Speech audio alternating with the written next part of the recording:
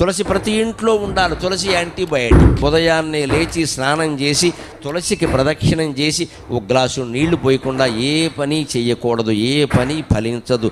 తులసి కటాక్షం ఉంటేనే మనకు అన్నీ ఫలిస్తాయి. విష్ణుమూర్తి ఆవిడ పాతివ్రత్యానికి మెచ్చి ఆవిడకి ఇచ్చినటువంటి వరం అది. అందుకే రాముడికి తులసి దళాలంటే చాలా ఇష్టం. విష్ణు ఆలయాల్లో ఎక్కువ తులసి దళాలు వాడతారు.